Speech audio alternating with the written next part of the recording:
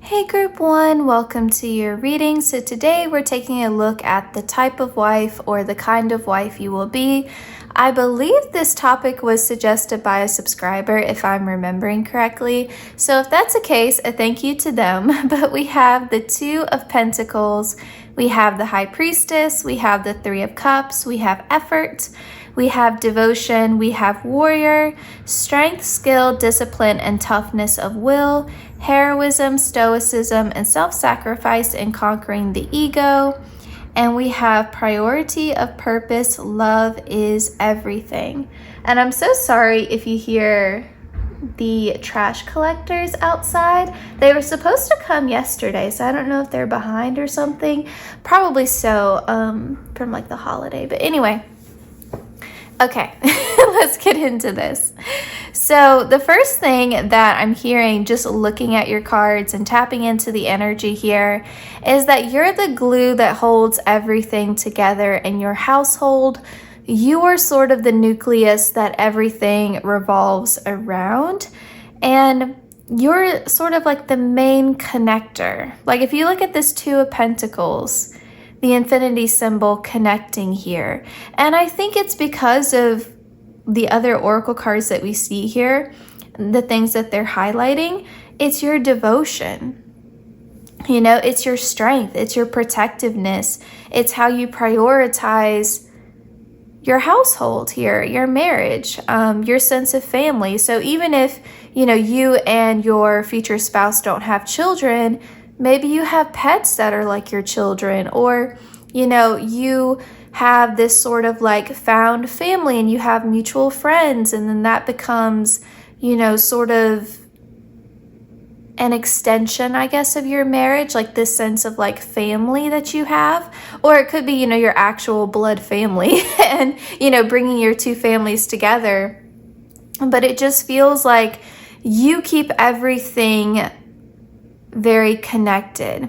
So let's just give some examples here for context. So you would be the wife that makes sure that your future spouse remembers like his mother's birthday, you know, or remembers, you know, his brother's anniversary, like even like the little things.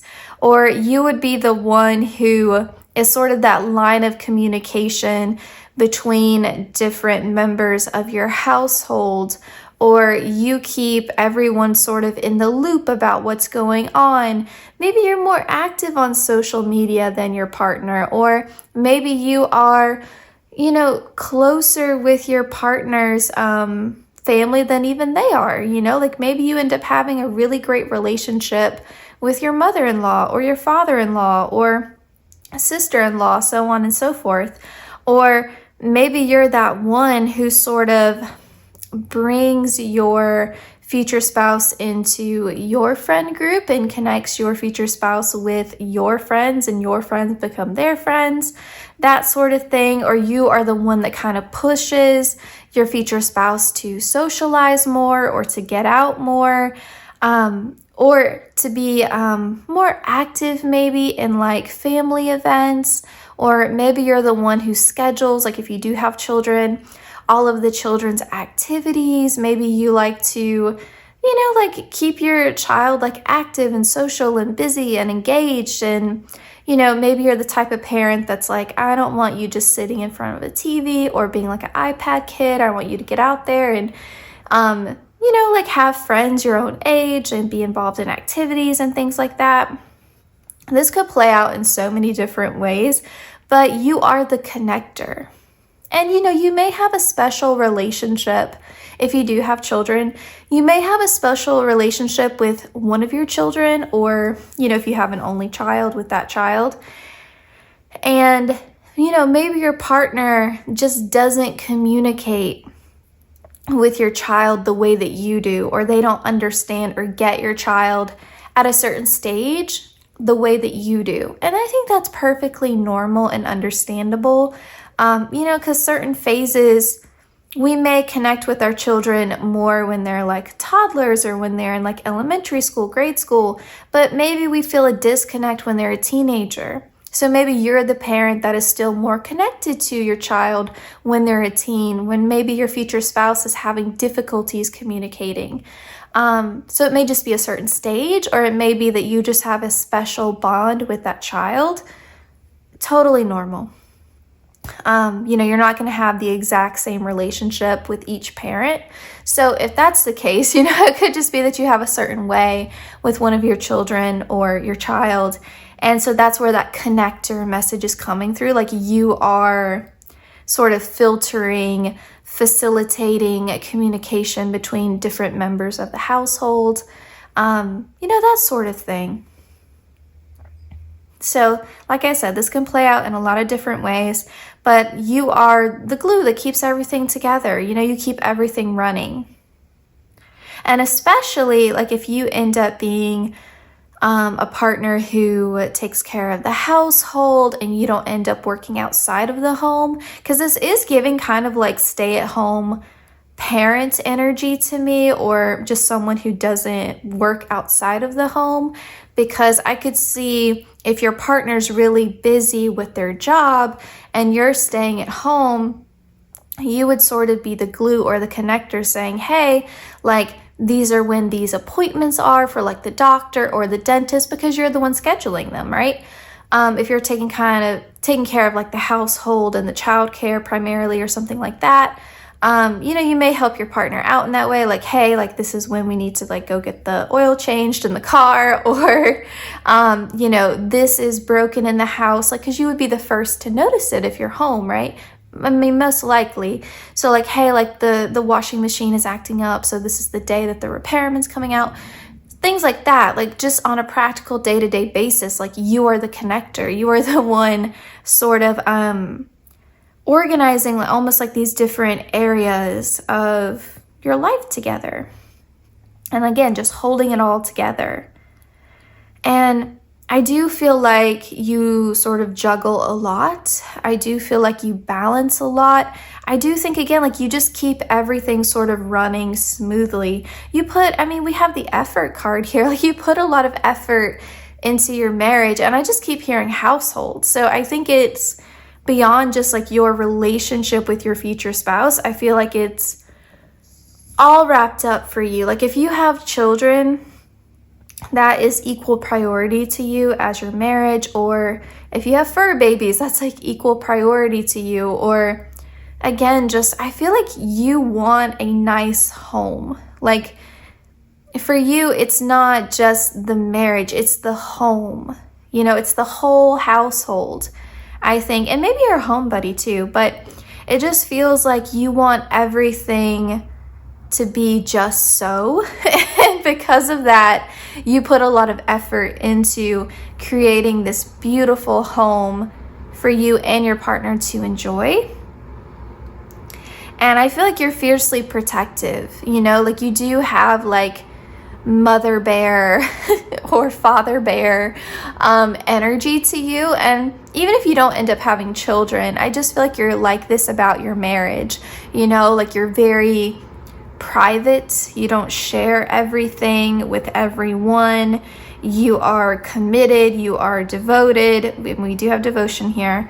You really see this as something that is honestly like the most important thing to you, because you're like, career-wise, I have a lot of control over that. If something goes wrong, I can fix it. I can make it better. It's not everything to me. Like, I don't feel like you're living and breathing to work, even if you do work outside of the home or have a professional life.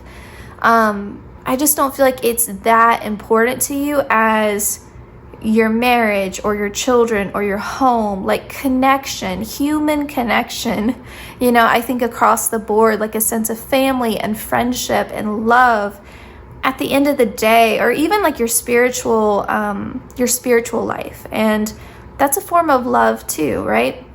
Your connection to spirit. And so I feel like that's what you prioritize. It's not that you don't care about money or that you don't care about work or, other aspects of your life, but it's like if we had to prioritize it into a list, at the end of the day, if I'm not good with the people that I love, what else matters? Like if I had all the money in the world and no one to share that with, like how would that feel? It wouldn't feel that great.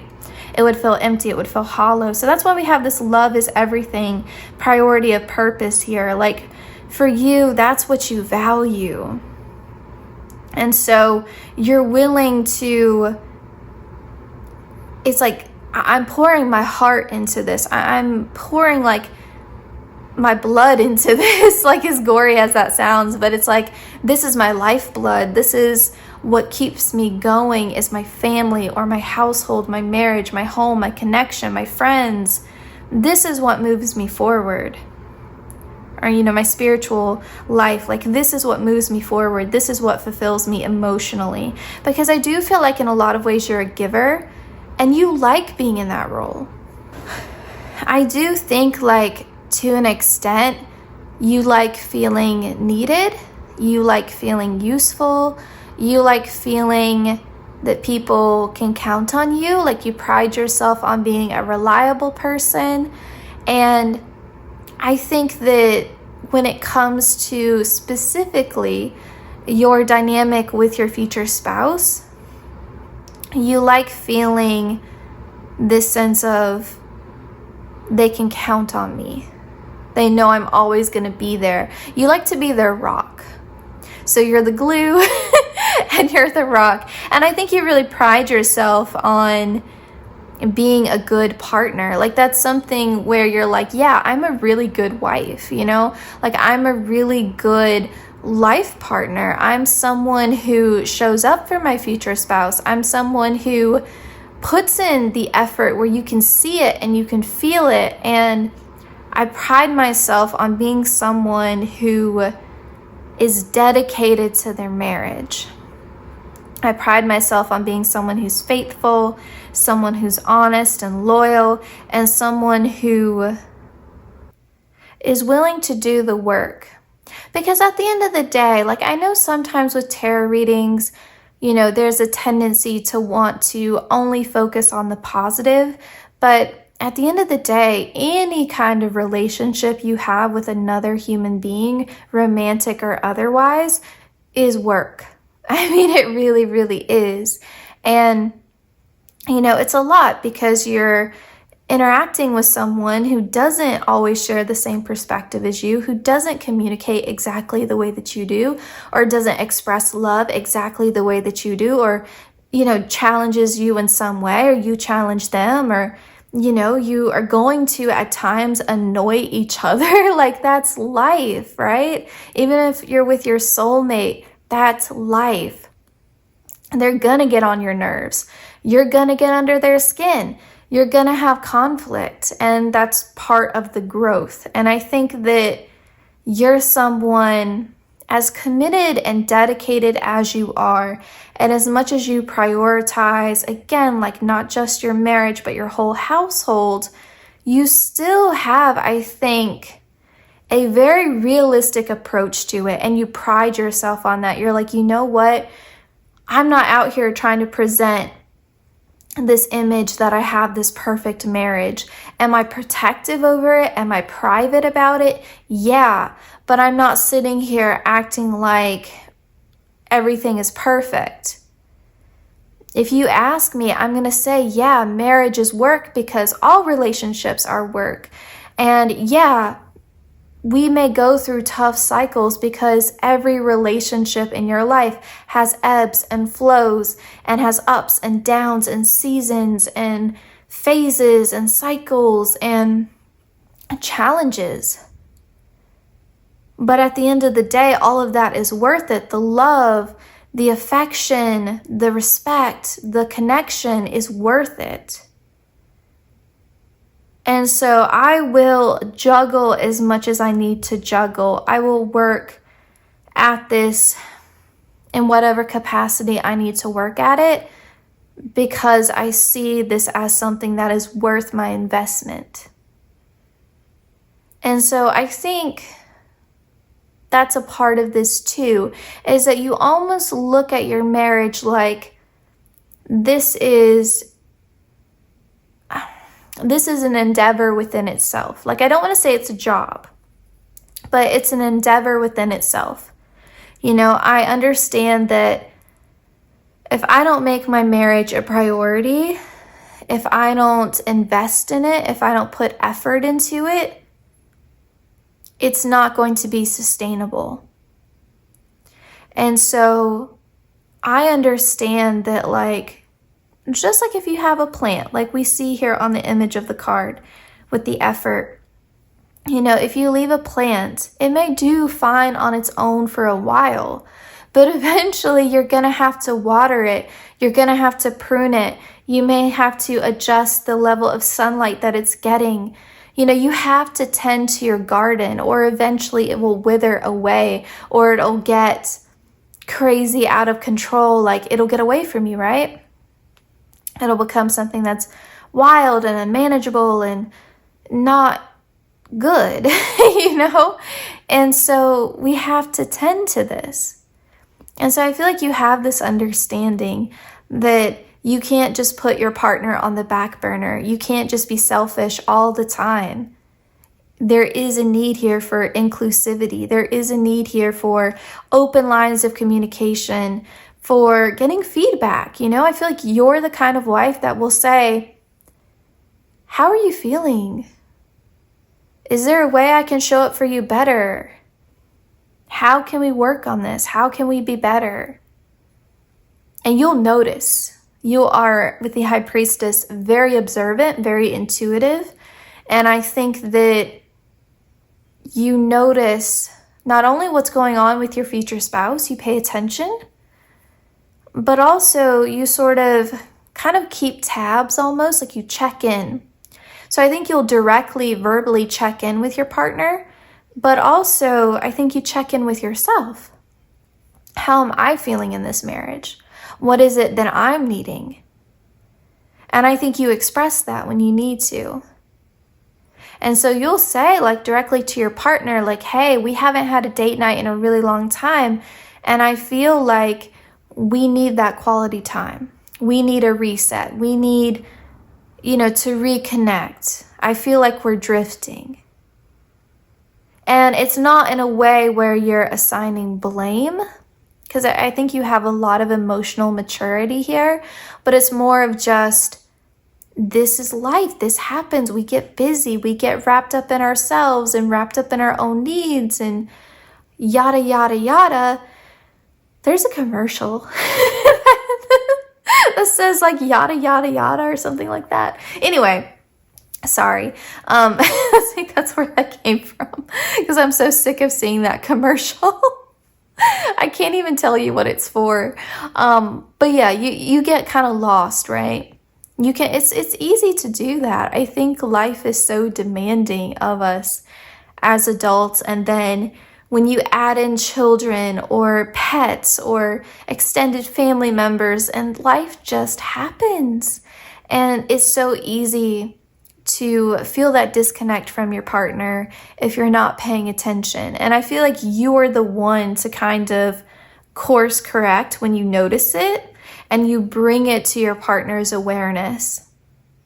Now, I don't know if that's because you are more comfortable expressing your emotions than your future spouse, if you're more direct than your future spouse, or if your future spouse is someone who has a tendency to overwork themselves and maybe they don't notice. There can be a variety of reasons for this, but I feel like you're the one who tends to initiate those conversations.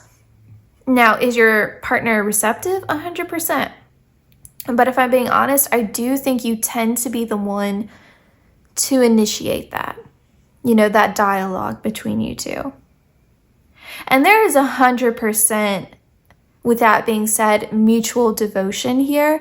I do feel like you are in some ways more, because I feel like it ties into this High Priestess energy.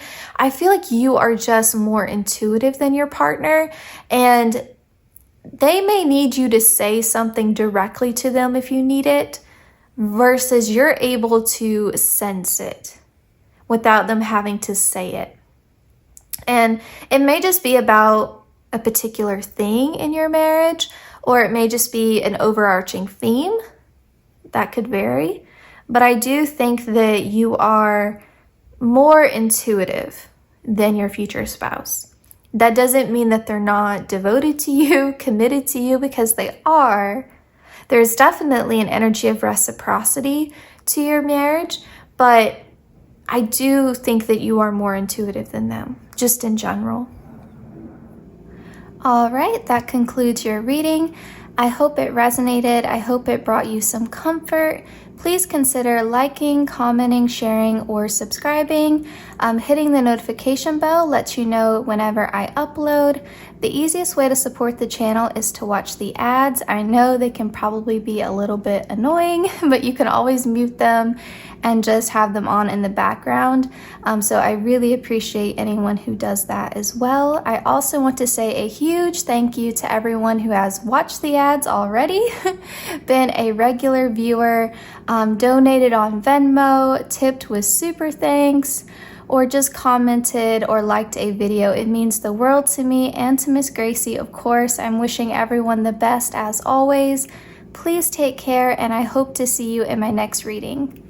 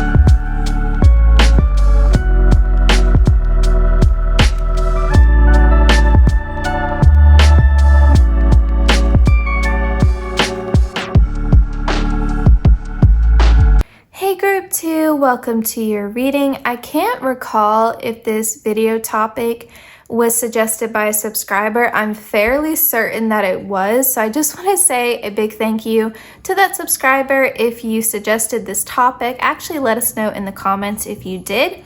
But here we have the Wheel of Fortune, we have the Four of Pentacles, we have Solitude. Now, Solitude is not a traditional tarot card, it's just a bonus card within this particular deck. This is the Chubby Cat Tarot, and I always get excited when one of the special cards come out. It has Solitude, and I think the other one is Cozy. But anyway, we have Solitude, we have Respect, we have God, Benevolence and Compassion, recognizing the eternal force within yourself and others. We have Water Element, so this is Cancer, Scorpio, Pisces energy, and we have Elk, Medicine Woman. Group 2, I definitely feel like you're probably a homebody, just with the Solitude card, or you may have some tendencies towards being an introvert. I definitely feel like you would be one of those wives who really sort of retains their individuality within the marriage. And so some people get into relationships and they sort of adopt their partner's hobbies and interests and like the music they listen to, or they dress differently. You can kind of see how over time they sort of take on the identity of their partner, or they do things to try to please their partner. They take on, like I said, their partner's hobbies, or they dress to sort of please their partner, that sort of thing, and they kind of lose their identity in that process. I feel like you're not someone who does that. So as a wife, to you, that's a role that you fulfill, but it's not all of who you are. And so you're not going to change who you are as an individual to please your future spouse. And so, if you're living in close proximity to someone, if you're spending a lot of time with them, yeah, sure, organically, you may be influenced by like their style or their interests and things like that, the music that they listen to, of course. But you're not going so far as to consciously choose to alter things about yourself to please your partner. You're like, my future spouse fell in love with me because of who I am, so why would I change that? Or why would I feel a need to change that? And, if my partner doesn't like short hair or doesn't like, if I dye my hair a certain color, something like superficial, too bad. Like that's your thing. You're like, too bad. I don't think you go too extreme with it, but I feel like you're like, you know what? I have this like one life to live. So if I want to cut my hair, or if I want to dress in a certain color, or, whatever, I'm going to do it. Or if I really want to get that tattoo, I'm going to do it. And if they really love me, they'll come to accept it. I feel like that's your vibe.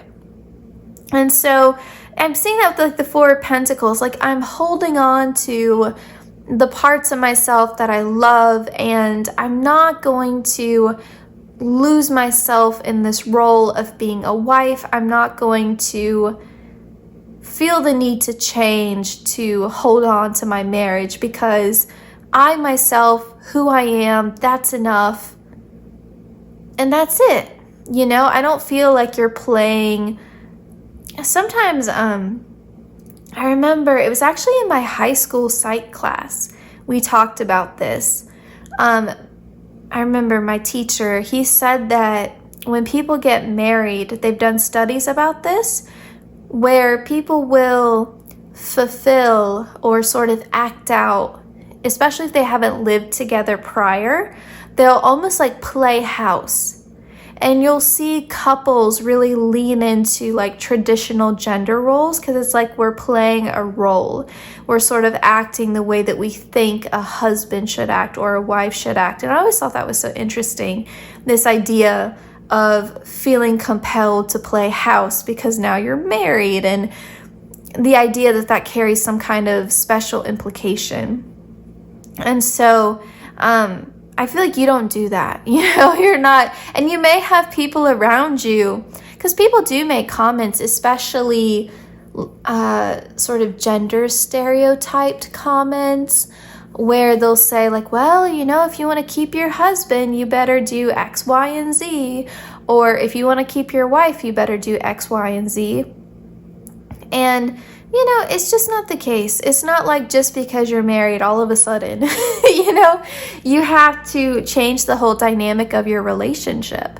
And I feel like that's part of it too, is that you want to kind of retain that sense of spontaneity and that sense of romance that you had when you guys were just dating versus when you're married. Like you don't want to become so comfortable with each other, or maybe comfortable isn't the right word. You don't want to become complacent. You don't want to become so complacent. Oh, we're married, so it's a done deal. Like you want to kind of hold on to that energy of dating, of when you have to put in that effort because you want to see that person again and you're hoping it's going to turn into something. And so I feel like, you're going to be someone who still gets dressed up for date night. You know, you want to still put in that effort. You want to make sure y'all are having date nights. You want to have, you know, that sense of passion and adventure and spontaneity. And you want to have conversations that are, you know, romantic and deep and intellectual. And you don't want to just get in sort of the kind of marriage where you're just two ships passing in the night. You know, you're just coexisting in the same house. You are more like roommates than lovers. You know, you don't want that to happen. And so I do think you kind of put that effort towards, let's act like we're still kind of dating each other even though we're married, kind of thing. And I do feel like you are very good at expressing your emotional needs. And when you need space, especially in the connection, I feel like you feel comfortable expressing that. And I feel like you're good at setting your boundaries, but at the same time, you have this flexibility to you that I think is really nice.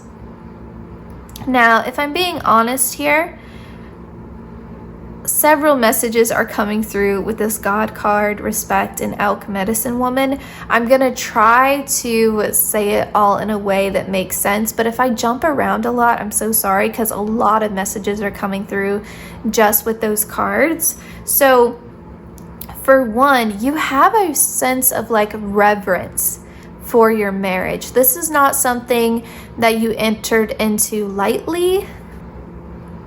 You may have even been someone who wasn't quite sure if they would ever get married. Not that you didn't want to, but maybe you just weren't sure if you were ever going to meet someone worth marrying, you know, or someone that you could trust, you know, to enter into that level of commitment with where you felt safe. But you have a reverence for it, like you have a respect for it, where, you know, for you, if you don't have a marriage where there is loyalty and fidelity, faithfulness, what's the point? You know, like for you, this is like a contract. Like, these are my terms, these are your terms, this is what we agreed to, this is a commitment, it's a promise, it's a forever thing. And you may be one of those people where you're like, I'm not saying I'm totally against divorce, but I'm not going to treat my marriage like it's something casual. You know, like if it comes down to it, I'm gonna do everything that I can to make sure that my marriage lasts. And so I'm not gonna say like, I refuse to do counseling, or, you know, I refuse to compromise. Like, you're not gonna do that. You're gonna be someone who does everything that they can, you know, to keep their marriage afloat and keep their marriage strong and healthy and happy. And so again, like, you don't treat it like it's a casual thing. You're like, this is forever, this is serious. And, you know, I'm gonna have respect for this, and I'm going to, this is where you overlap a bit with group one. I'm gonna treat it like a priority. You know, it does matter to me. And you know, you may be sitting here thinking like, well, Bethany, doesn't everyone feel that way? No, they don't. People cheat all the time. You know, people have marriages of convenience all the time. People get married for reasons other than love all the time. You know, you see it a lot. And so for you, this is a forever thing. And again, it's not that you are completely opposed to divorce. There are certain things, certain lines that if they were crossed, you may, you know, be forced to consider that as an option. But for you, it's the last resort. You know, it's not, you're not trigger happy, you know, to be calling a divorce lawyer, that kind of thing. Now, I will also say, and I don't mean this in a bad way, but I think at the end of the day, you are kind of like the ultimate authority figure. You kind of have final say in your marriage. I think that your future spouse defers to you a lot. And, this could be for several different reasons, okay? Your future spouse may be someone who doesn't like to make big decisions. Your future spouse may be someone who really just wants to please you and just wants to make you happy. And so they're like, yeah, sure, whatever. Like if you want to decorate the house this way, or if you're saying you want to have 2 kids, or if you're saying you want to move, out to the country, or you want to move to the city, or you want to, like, whatever, I don't care as long as I'm with you. Like, your happiness is my happiness. You may have a partner who's like that. A partner who doesn't really have strong opinions. And some people are like that, they just don't have any strong sense about certain things. They're like, well, if that makes you happy, sure. And it may be also that your future spouse really sort of respects your opinion on things and holds your opinion in really high regard. So they may just come to you a lot for advice. And so maybe it's not necessarily that they are putting all the major decisions completely in your hands, but maybe it's more so that they're saying, I need your feedback, and they don't like to make any sort of choice about things without getting your feedback or getting your advice, even if it's something that just more so affects them personally, like maybe something related to their workplace, like maybe they're having a disagreement with a coworker. They would come to you and say, like, how should I handle this? So maybe not something that directly affects you, but they still appreciate and value and respect your opinion. So that can be a thing as well. And I kind of feel like that may be a common theme in your life in general, is that people come to you for advice and for guidance. I think you're someone who gives great advice, I think in general.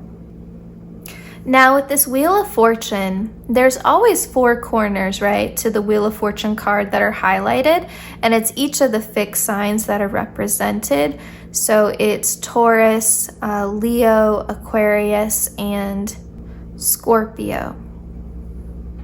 And it's funny because it's right next to the 4 of Pentacles. So we have this repeating 4 energy. And so I feel like you are someone who is quite level-headed, someone who can keep calm. And that may also be why we had this energy of your future spouse coming to you, in need of advice. I feel like you're really good in a crisis. You're really good at kind of holding down the fort. You're really good at putting things into perspective. You are honestly like one of those introverted people that, because you aren't so loud and sociable and extroverted as maybe others are, you take notice of things that maybe other people miss, because you're more of a listener and you're more of an observer. And so I think because of that, you've developed a lot of wisdom over the years, because you notice people and you're really good at reading people and understanding people and connecting with people. You're just more of an introvert. And so I feel like you have this emotional, I'm hearing the word acuity. You're really adept at navigating emotionally tense situations. And so I think if there was any sort of major problem within your marriage or your household, or something happening in your future spouse's life, I feel like you are sort of the force that calms everything down. If this wheel was spinning out of control, if things were chaotic, you would bring it back to a place of stasis. You have this sort of stabilizing effect. You have this beautiful grounded energy to you, but also remember how we said you have this flexibility to you too. You flow like water. But the thing with water is that, yes, you could say, oh, it's flowing like water, so it's passive. It's still shaping a lot. water is a very powerful, strong force, right? That's why you shouldn't try to like move against a flood or something. Like that's dangerous. And water can shape like rocks over time, right? Like water is powerful. And so I feel like you're not, this is where I want to be clear. Remember how we said like, yeah, you might have the final say so in your household to an extent, or your future spouse may defer to you in some ways. I think that comes from you being very fair. You seeing all sides to a situation. So you may have final say so, but you're not using that in a selfish way. You're using that in a way where you see a sort of possibility where everyone's needs can be met in this situation, or everyone can get what they want in this situation, or this is the reason why this is the best outcome for everyone. So because of that, it's like, yes, your future spouse is deferring maybe to your judgment, but it's because your judgment isn't selfish. Sorry, it took me a minute to figure out how to verbalize that to you. I'm sorry if it seemed like I was taking the long way about it, but that's what it is. In the same way, like a godlike figure, like someone who is benevolent, like I can see what is best for the family, or what is best for, again, just all parties involved in whatever the decision is, or I can see what's best for us as a couple, not just for my personal needs, but again, for us as a unit, as a partnership. And so that's what it is. All right, that concludes your reading. I hope it resonated. I hope it brought you some comfort. Please consider liking, commenting, sharing, or subscribing. Hitting the notification bell lets you know whenever I upload.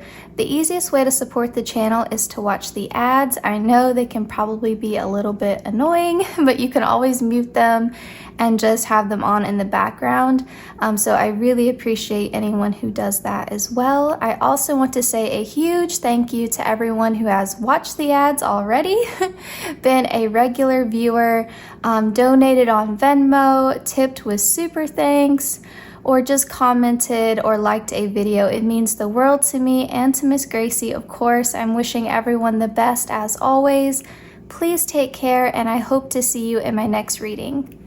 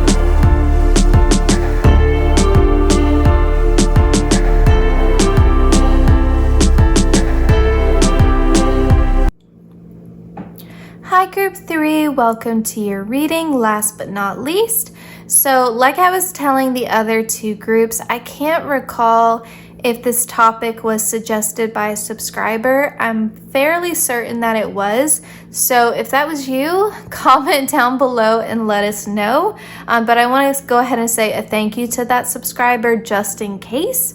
But we have the Seven of Pentacles, we have the Eight of Pentacles, we have Justice, we have Healing.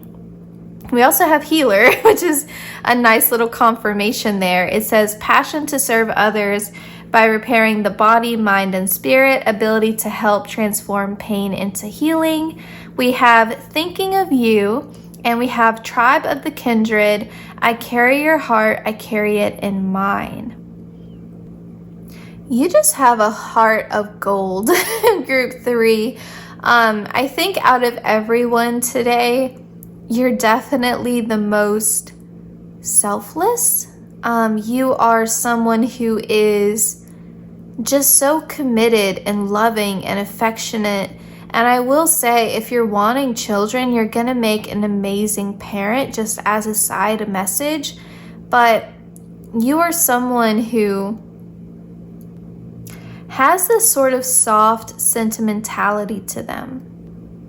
I think it's interesting if we look between these two cards. We have, the Seven of Pentacles and the Eight of Pentacles. Both of these figures are paying like very close attention, right, to these pentacles. They're very much completely and totally focused on these pentacles. And then to have Justice here, which is, like the card of like marriage and partnerships, and, it's a Libra, Venus energy. And so I feel like you're the one who is like the fixer. You are the one who mends, who tends. You're very nurturing. And so I feel like you almost have this very maternal quality to you in your marriage. So you're the kind of wife where if your future spouse was having any sort of problem, you're the first person they want to talk to. You are a safe space for them. You're a sanctuary for them. You feel like home to them. There's no one in their life that is more comforting than you. You have this energy of like a warm, fuzzy blanket. Like you are like comfort food to their soul. Just all of that. You're someone that they feel like they can be vulnerable with, and you may marry someone who doesn't tend to feel safe being vulnerable with most people. You may end up marrying someone who has a tough exterior, or who seems like they have it all together, or someone who likes to keep things lighthearted, but you're the only one who gets to see that vulnerable, stripped down side to them. And I think you feel really appreciative of that, and you handle that with care. But yeah, I just feel like there's such a level of trust here. And there's this feeling that I can say anything to you as your future spouse. Like, I can say anything to you and know you're not going to judge me for it. You're not going to resent me or hold it against me or make me feel shame or look at me differently or less than in some way. Like, I can tell you my darkest secrets, or I can tell you about my insecurities, or I can open up to you about my struggles or my past, and know that I'm safe to do so, and know that you're going to protect that. I know if I say something to you, I don't have to tell you not to repeat it. You're gonna hold it in confidence regardless. There's such a level, again, of trust there, a feeling of safety. And I think that there's something that's so therapeutic about the way that you are. There's something about your energy that is healing to your future spouse. that feels like, I struggle to express it, because I think what we're talking about is so rooted in emotion. It's so rooted in a feeling. It's hard to put words to it. Imagine you spend your life hiding the soft parts of yourself, building up walls around it, trying to present a certain image of strength. That's the biggest thing here, is like your future spouse wants to be viewed as a strong person. But ironically, what has made them strong has been those parts of themselves, those experiences that shaped those parts of themselves, that is vulnerable. And I think sometimes they don't see that. They don't see that those past struggles are what have created this sense of resiliency and tenacity within them. And so they feel like they need to hide that, or pretend like it didn't happen, pretend like it's not there. But that is their strength. And I think you show that to them. You show them that their scars, that those soft spaces, within them are things to be proud of and not to be hidden. And so, yeah, I feel like just the way that you love them, they can't express enough gratitude to that. They would say, like, I could never have married anyone better for me. You are perfect for me.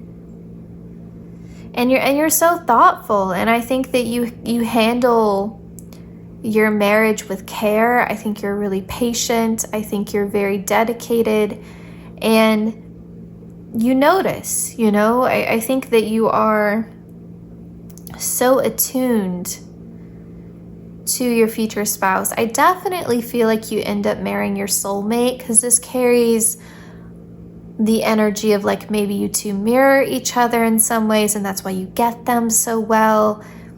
Energetically, you feel very connected to them with this tribe of the kindred. I carry your heart, I carry it in mine, like red string of fate, like we are connected.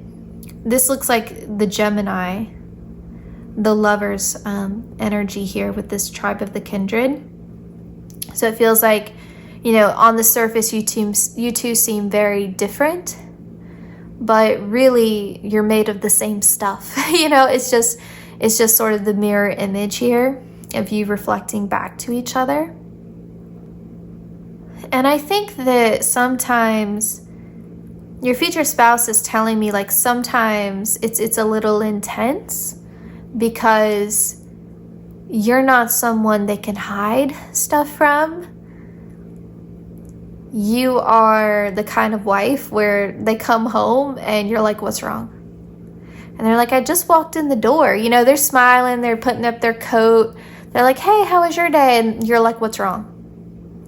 They're like, what? You're like, no, seriously, what's wrong? Tell me what's wrong. And they're like, I just came in. Like, how do you know something's wrong? Like, they think that they're acting like everything's cool. Like, for whatever reason, maybe they don't want to tell you. And you just know. You're like, what's wrong? Tell me what's wrong. Like, they can't get away with nothing. Or, they can't hide anything from you, or because you just know. I think you have like a sixth sense about it. And so, maybe sometimes they try to put on a brave face or act like everything's fine. And you're like, no, I can tell something's wrong. What's wrong? And even like in a more positive way, like if they're trying to plan a surprise for you, it doesn't usually work out because you're like, what are you up to? What are you doing? Like you just know. You just know. And I definitely feel like, on a lighter note, you are the type of wife who gives the best gifts. I mean, you're just so good at, I think, at reading them, at knowing how to hold space for them. You make them feel very special. I think no one sort of makes your future spouse feel as important as you do. I think you have this way of, it's almost like the sun turning towards someone. Like you have such a warmth to you, such a light to you. And when you choose to shine that in someone's direction, it just makes them feel so loved, so special, so important. And, who are you shining that light to the most? Your partner. And, as comforting as you are to your future spouse, I also feel like you're incredibly honest with them. Sometimes I think people mistake holding space for someone or being supportive of someone as always saying yes. Like, yes, you're right, always giving validation. And, ultimately, that's not what a real friend or partner does. And I will say, I think more than any other group today, you're the kind of wife that is also your future spouse's best friend. Like, it's not just a romantic, dynamic here. It's that you are their best friend. You are their person in every sense of the word. That's it. But anyway, so you're not a yes man. You're not always validating them and telling them that they're right and that their feelings about something. Well, you would never invalidate someone's feelings, but you don't always validate, let's say, their choices and say, yeah, like you acted 100% right in that situation or blah, blah, blah. You don't yes them all the time. And I think, unfortunately, people don't always value that. I think sometimes in your life that's difficult for you, because I think you're like this with everybody, where you're honest, and if your friend has behaved in some way that's really morally wrong, or, any person close to you does something that you feel like ethically is questionable, or, you don't want to support that behavior, you don't just say yes and validate them about it. You may give some emotional support, but you also are able to say the truth about it and say, like, listen, I have to tell you, I don't personally agree, with that behavior, or I think you might need to reflect upon this thing that you've done. And so I think it's such a relief to you with your future spouse that you can be honest with them. And you don't feel compelled or forced to validate every choice that they make or every behavior that they have. You're able to hold up a mirror and say, hey, I think that this is an area that you need to work on, or hey, I don't appreciate the way that you behaved in this situation, or morally, I don't agree with this. And know that your future spouse isn't going to shut down, isn't going to become angry and defensive to the point to where they won't ever talk to you about it. No one likes hearing that about themselves. So I'm not saying they won't have any kind of negative emotional reaction to it, but at the end of the day, they respect your feedback. And they respect that you give that to them. Because you give them so much emotional support and comfort and emotional validation, and you're very tactful. And so it's like you offering constructive feedback to them doesn't negate every positive thing that you've already added to their life, And so they respect that, they respect that when they're acting out, you call them on it. They respect that you show them their areas for growth, and they respect that they can do the same for you without you shutting down. And I think that's what makes your marriage so strong, is that you two grow together. You don't grow apart, because you're helping each other be better. You're not just sitting there saying, yeah, you're the greatest person in the world. Yeah, you're the greatest person in the world. You never do anything wrong. No, right? No. And I think, we are meant to learn so much, from our connections. Humans are social creatures. We can only do so much self-development by ourselves, right? We're supposed to learn from each other. And so I feel like you two learn a lot from each other and you grow a lot together. And it's not a marriage where you can't speak up and express like, hey, I didn't agree with that. Or hey, like you have a bit of a temper, like you, emotionally overreact, and sometimes that, I know people say like, we shouldn't, tell someone's feelings are invalid, but I do think sometimes we have triggers that maybe we're unaware of that cause us to act in a way or emotionally react in a way that's disproportionate to the situation. I do that, especially like being pregnant and hormonal, I do that. And I think it's important to recognize when that's happening so you're aware of the triggers, because if you just sit there and say my feelings are always valid and you don't ever self-reflect and say, well, what triggered that? Because it was a disproportionate reaction to what was happening, right? Honor how you feel, but you can still sort of analyze it, right? You can still self-reflect and kind of dig deeper, right? And that doesn't negate holding space for that feeling. I think you can do both. And I think that you two manage that really well in this relationship. It's like I think both of you, but like we hold each other accountable, but we also emotionally support each other. And just because I'm holding you accountable and you're holding me accountable doesn't mean that we're not being emotionally supportive or that we're bad friends to each other, because I think that's a big part of this relationship. Isn't just the romantic connection, it's the friendship too.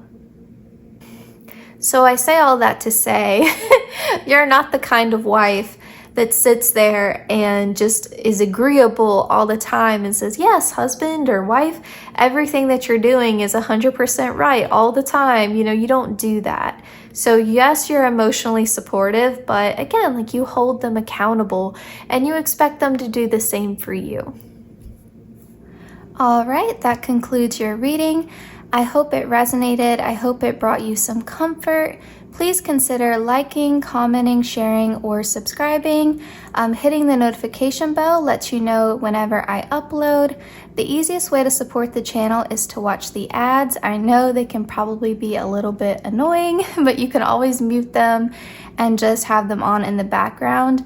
So I really appreciate anyone who does that as well. I also want to say a huge thank you to everyone who has watched the ads already, been a regular viewer, donated on Venmo, tipped with SuperThanks, or just commented or liked a video. It means the world to me and to Miss Gracie, of course. I'm wishing everyone the best as always. Please take care, and I hope to see you in my next reading.